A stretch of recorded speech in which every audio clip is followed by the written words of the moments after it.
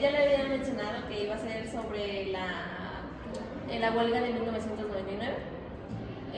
Me gustaría saber usted qué estaba haciendo por esas fechas, más o menos.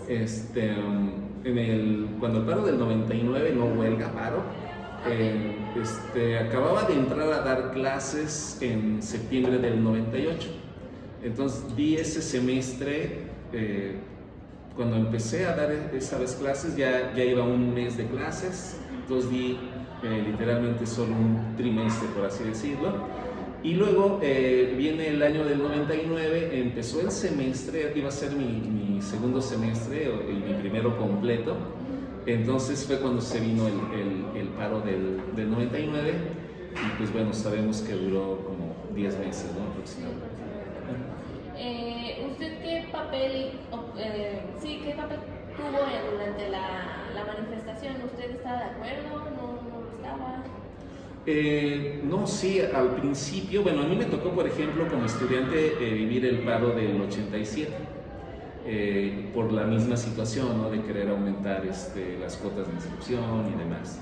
En aquel entonces fue un paro mucho más corto, se movió mucho ahí la comunidad universitaria en general, en particular los estudiantes. Y pues ya, o sea, yo pues como estudiante ya tenía yo un antecedente desde entonces.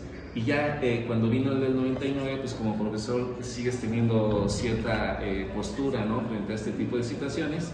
Y cuando empezó, pues dice, no, pues sí, estoy de acuerdo en que no se deben subir las cuotas de inscripción, etcétera. Entonces sí, en un principio mi postura esa, ¿no? Estar en contra de ese aumento, ¿no? En las cuotas de inscripción. Pero yo recuerdo mucho que, así como ha sido mucho en la UNAM cuando hay un paro, pues de pronto dices, 1, 2 semanas, o a veces pueden ser un poco más, pero yo creo que nadie nos imaginábamos que iba a ser un paro de 10 meses, ¿no? ¿Usted recuerda si durante el periodo de la manifestación se intentaron dar clases? Sí. ¿Sí usted formó parte de los maestros que intentó dar las clases? No. ¿No? No, de hecho, bueno, cuando empezó esto, a mí, yo de hecho al final de esos 10 meses, que en realidad decíamos fue el año, casi fue el año, como al principio decías, no va a durar mucho, no debería durar tanto. Y no sé, bueno, me quedé yo con esta impresión de que la UNAM siempre supo que iba a ser un paro larguísimo, de un año al menos, creo que lo tenían así presupuestado, ¿no? Las autoridades universitarias.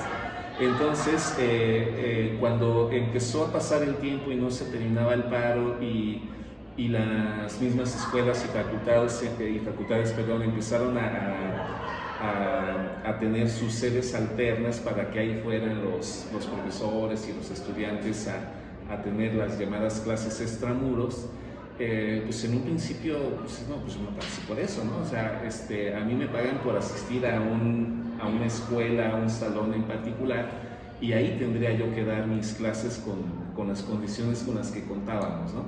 Entonces las sedes alternas, pues no necesariamente te daban las mismas condiciones, y mi idea era no participar de ello, ¿no? Entonces nunca di como tal clases extramuros, más bien llegó un momento en que nos empezaron a presionar para calificar ya a los estudiantes, era un segundo semestre, un semestre par, ¿no? Entonces, en el caso al menos, por ejemplo, de los estudiantes de bachillerato, llegaban ya con esta idea de presionar al profesor de que ya asienta calificaciones, ¿no? ¿Por qué? Porque ya tienen que hacer su proceso del pase reglamentado, el pase automático a licenciatura. Entonces ya era una manera de empezar a presionar también a los profesores para ello, ¿no? De hecho, muchos estudiantes del bachillerato que estaban como paristas, cuando iban a protestar a las sedes alternas y veían que era fecha de inscripción para extraordinarios o para remediales o cursos para ir acreditando materias y demás, muchos de ellos, aprovechando que estaban en la marcha ahí frente a la sede alterna, se inscribían a los extras, ¿no? entonces entre ellos luego hasta se enojaban, ¿no? Pero pues fueron maneras como de ir buscando alternativas para, en este caso, estudiantes de bachillerato poder egresar e ingresar en algún momento a la licenciatura, ¿no? Entonces, te digo, en todo este panorama yo dije, no, yo no doy, pero ya llegó un momento en que te empezaron a presionar para ir asentando calificaciones, ¿no? Yo sí recuerdo que fui de los últimos, por ejemplo, porque estabas en esa lógica de no, y estaba yo al menos en contra de esa alza, ¿no?, a las cuotas de inscripción. ¿Usted participó en alguna de las manifestaciones que hubo? O sea, ¿fue alguna de ellas? No. Pues como ya en ese momento ya era como tal profesor,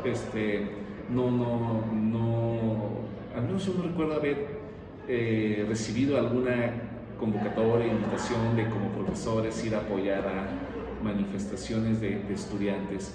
Pero además pues se fue pervirtiendo mucho, ¿no? Tú veías que lo que a lo mejor empezó como un grupo más homogéneo de paristas, se fue fragmentando porque dentro de los paristas o los que sí estaban ahí en los planteles empezaron a formarse como facciones, ¿no? Como digamos los, por decirlo así, conservadores, los radicales, los bueno, es que ahorita se me olvidarían los nombres con el que ellos mismos, digamos, se empezaban como a identificar, pero habían los ultra, ¿no? Eran como los más radicales del movimiento, los plus ultra, ¿no? Entonces ya habían así como 3, 4 facciones. Entonces tú veías que ya había mucha esta división, pero también había mano desde afuera. Yo lo veía mucho aquí en CCH, no sé si porque en el bachillerato son más maleables los estudiantes, pero tú ya veías que dentro de los dirigentes estudiantiles, digamos, te dabas cuenta que algunos estaban, por ejemplo, en la nómina del PAN, otros estaban en la nómina del PRI, otros en la nómina del PRD. Entonces dices, no, es que ya no es un movimiento así como que ideológicamente inocente, ¿no? Sino que ya los partidos políticos empezaron a meter sus manos dentro de los distintos grupos de paristas.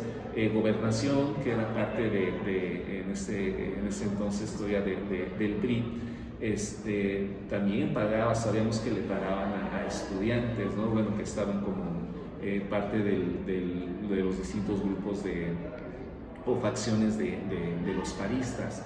Entonces eso también te lleva a como a un desencanto, ¿no? Dices, pues es que en realidad, ¿qué tanto están los dirigentes de estos grupos convencidos de luchar por esto, o están convencidos porque están en la nómina de algún partido político de gobernación que era del PRI, ¿no? Entonces dices, pues si me hubiesen convocado seguramente no hubiese asistido por ese motivo. ¿Qué clase era la que daba en ese entonces? Te digo, acababa de entrar a dar clases y fue acá en CCH. Cuando terminó el paro fue cuando me incorporé aquí en Acatlán a dar clases. Entonces allá en CCH daba taller de comunicación y taller de lectura y redacción.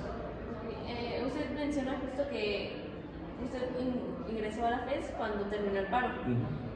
¿Fue de los primeros en ingresar o tardó un tiempo en entrar a la FES? No, pues cuando terminaron el paro y ya se anuncia el inicio del siguiente semestre, aquí tuve la oportunidad de incorporarme porque había grupos que no tenían profesor, entonces ya por ahí entré a cubrir una asignatura, ¿no? Sí, es que justo nos mencionaba una de nuestras maestras que al inicio, cuando vinieron a abrir, todo estaba en condiciones no muy buenas. O sea, los árboles estaban ya un poco con las hojas caídas, el pasto estaba muy crecido, había mucho polvo en las instalaciones. Entonces por eso le preguntaba si usted había sido de uno de los que como que vinieron a apoyar en ese momento, pero creo que usted entró después cuando ya estaban mejor las instalaciones. Sí, ahí no te sabría decir, porque cuando empezó el semestre y me incorporé aquí como docente a una asignatura, pues yo creo que ya habían limpiado, ¿no? O sea, no recuerdo mucho eso, ¿no? Por ejemplo, ahora cuando fue la pandemia, sí me tocó ver cómo estaba toda la maleza, árboles, ramas y demás, pero no lo limpiaron tan pronto, al menos yo creo. Y sí recuerdo alguna profesora, yo estaba como jefe de sección aquí, que me decía, es que se ve muy triste, se ve horrible, dice, si va a haber algo que requieran ayuda, dice, me dicen, yo vengo a ayudar aquí a limpiar. Pero posterior al paro del 99, cuando lo terminaron y empezó el siguiente semestre, fue cuando me incorporé y yo veía, pues digamos, limpia la escuela, ¿no? O sea, no recuerdo que haya habido algo así como que fuera de lo común. Okay. ¿Usted recuerda si hubo algún cambio importante que se viera, no sé, en la manera de enseñar, en la manera en la que los alumnos venían a aprender? Pues no, bueno, yo sí recuerdo, al menos de lo que ahorita tengo muy claro, es que bajó la matrícula. Y creo que fue un fenómeno que se dio en toda la universidad, tanto a nivel bachillerato como en licenciatura. Al menos lo que entiendo, por lo que llegábamos a platicar entre profesores, es de que hubo alumnos que tenían papás que tenían cierta posibilidad económica. Entonces los papás de pronto veían que pasó 1, 2, 3, 4, 5, 6 meses y veían como que sus hijos estaban ahí quedándose retrasados a lo mejor en su formación. Los que tuvieron la posibilidad económica movieron a sus hijos a escuelas particulares. Entonces ahí hubo una baja en la matrícula, ¿no? Insisto, tanto en bachillerato como en licenciatura. Entonces creo que eso fue bastante significativo, porque además estuvo acompañado esto de que conforme iban pasando los meses del paro, en la opinión pública, como que empezaron también a manejarle una mala imagen a la UNAM. ¿Por qué? Pues porque ya la opinión pública decía, ay, esos revoltosos, no trabajan, no estudian, nada más están ahí deteniendo a la universidad. Entonces ya había una opinión pública desfavorable hacia los paristas. Yo incluso recuerdo alguna vez en una situación que estuve, que hubo ahí, digamos, una diferencia entre grupos. Yo recuerdo que el mayor insulto que pudo proferir una mujer fue gritarle al bando contrario paristas, ¿no? Entonces ya era como esta representación de que el parista era la representación de lo malo, ¿no? Al menos en este año, conforme avanzaron los meses del paro. Entonces esto creo que también contribuyó a satanizar esta imagen de la UNAM y de los paristas, y por tanto los papás que tuvieron la posibilidad de cambiar a sus hijos a una escuela privada para que continuaran sus estudios y no estuvieran esperando a ver cuándo iba a terminar el paro, pues lo hicieron, ¿no? Aquí en el caso de la FES Acatlán, pues yo al menos sí recuerdo un par de profesores, si no me falla la memoria, que después del paro ya no regresaron. Sintieron, bueno, alguna vez platiqué con uno de ellos que fue de hecho mi asesor del trabajo de titulación. Él dice que sintió que ya no les podía aportar nada a los estudiantes y prefirió irse, ¿no? Pero en parte fue como un daño que quedó producto del paro, ¿no? del 99. Yo al menos creo que lo compartí el sentimiento con muchos profesores de que fuimos utilizados, tanto estudiantes como profesores, por lo que acabo de decir hace un momento, ¿no? Creo que las autoridades de la UNAM tenían presupuestado que el paro iba a durar alrededor del año. Okay. Entonces creo que es más por ese lado de que las autoridades fueron las que dijeron vamos a hacer este paro para un beneficio propio. Pues no sé si para un beneficio propio, ¿no? Pero insisto, ya había habido como un primer experimento de subir las cuotas en el 97, perdón, en el 87. Luego, en el 99, pues fue lo mismo. Se habla mucho de que este tipo de intentos de cobrar más por la educación que ofrece la UNAM, muchos decían que tenía que ver con las condiciones que el Fondo Monetario Internacional le había impuesto a México. Pues ustedes saben que los préstamos que ofrece el Banco Mundial o el Fondo Monetario son préstamos condicionados. Entonces decían que en aquel entonces pues México la condición que tuvo para recibir un préstamo de parte del Fondo Monetario era ok, te presto tanto, pero para garantizar el pago te voy a imponer la condición de que ya no le destines tanto del presupuesto al pago de la educación pública. Entonces, súbele las cuotas o imponle cuotas más altas en la UNAM, por ejemplo, para que ese dinero o ese presupuesto que antes le dabas a la UNAM se vea disminuido, porque parte de esto va a ser cubierto por las nuevas cuotas de inscripción. Entonces hay quienes decían que los paristas de ese movimiento del 99, sin saberlo, echaron para atrás la condición que le habían impuesto a México, ¿no? Pues como echaron para atrás, pues fue un movimiento de casi 10 meses que impidió que se pusieran esas cuotas, ¿no? Entonces, creo, por eso te digo, como que muchas personas nos quedamos con este sentimiento de haber sido utilizados, ¿no? Tanto los estudiantes como nosotros los profesores, y a mí me queda esa sensación de que ellos lo tenían claro, va a durar mucho tiempo, y no creo tanto como para un beneficio personal de ellos como autoridades, sino a lo mejor yo ahorita como conclusión podría decir que en parte fue para formar una mala imagen de la universidad. Después del paro, yo recuerdo muchas ofertas de empleo que se publicaban en los periódicos, ¿no? Licenciado en administración, experiencia en tal, manejo de tal y tal cosa, inútil presentarse egresados de la UNAM, por ejemplo, o del POLI, ¿no? ¿Por qué? Pues porque ya habían generado una mala imagen. Entonces no sé si el plan iba más adelante de, a ver, les construimos una mala imagen a la UNAM, y entonces no sé si tendrían pensado algo adicional para en algún momento poder imponer esas cuotas, ¿no? Pero ya posterior a eso ya no hubo nada, o a lo mejor, insisto, aquí ya es mera especulación, vámonos a mucho tiempo y con esto vamos a conseguir que baje la matrícula, ¿no? Tener menos estudiantes a lo mejor es menos carga, ¿no?